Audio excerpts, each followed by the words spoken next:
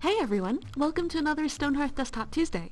This week, as the building and multiplayer teams continue to make progress in the background, let's talk about our third goal for 2017, making the world around your town feel more alive and interesting through more encounters and in-world content. In particular, let's check out some of the changes we've been making to the existing township quest to make your settlement feel better connected to the larger world.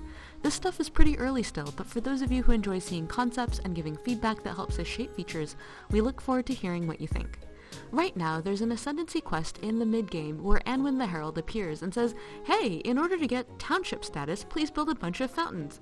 The quest is weird and incomplete because you probably didn't know till Anwin shows up that making fountains is part of Ascendancy tradition, and that being a town was even a goal you wanted.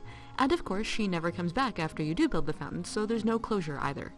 To improve this experience, we want to create a series of related encounters and quests spread throughout your game experience that expresses your settlement's relationship with the larger culture from which you come, that helps you distinguish your town from other towns, and that gives you a moment to reflect on why your Hearthlings are out here and what their goals are.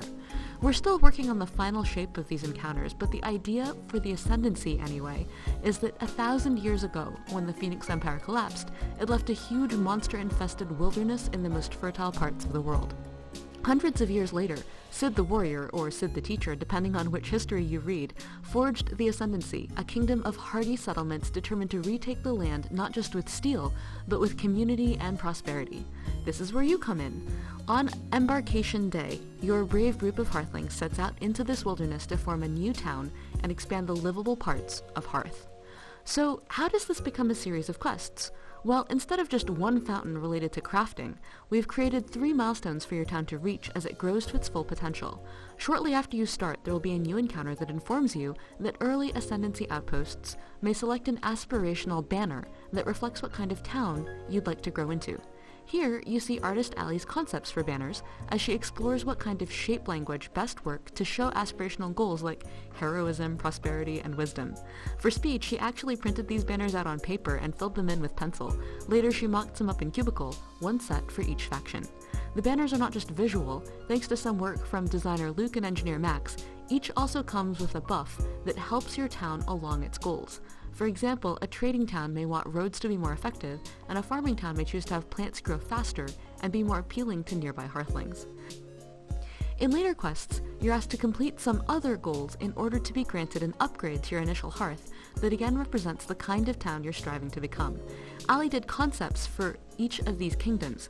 Ascendancy Hearths would be earthy, inspired by the world around them, worked metal, holding logs, stone, inspired by bunny statues, or a very fancy stump, inspired by the carpenter's first workbench.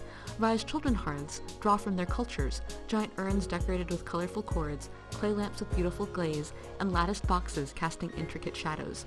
Northern Alliance hearths would illustrate how their culture is a bastion against the cold. She passed these concepts to artist Mally, and together they did mock-ups in Cubicle. Here are some very early samples of what they're playing with. As Ali, Mally, Luke, and Max are working on this, what is going on with the builder? Well, the UI is now in, and the build is actually out to a small group of friends and family testers. Thus far, we're collecting lots of good feedback. For example, that moving from a floor plan model to a room model can be confusing for people who are used to the old builder, or that the voxel tool and its capabilities aren't nearly obvious enough for people who've only used the new one. We're also working hard on the UI widgets for tactile manipulation that have replaced all the colored blocks in our previous mockups, but grabbing them and pulling isn't yet as natural as we'd like it to be, causing people to create rooms and walls they didn't want or switch weirdly between the mouse and the keyboard. We're making good progress though, and plan to slowly include more people in our tests as we fix bugs and get increasing confidence that the new if buggy interactions are indeed more enjoyable to use than the awkward if well-tested ones. And that's it for this week. Let us know what you think here in the comments or on our forum at discourse.stonehearth.net. Due to a scheduling conflict, this week's Thursday stream will start half an hour later than usual at 6:30 p.m. PST instead of 6 p.m. PST on www.twitch.tv/Stonehearth. See you there, or see you next week.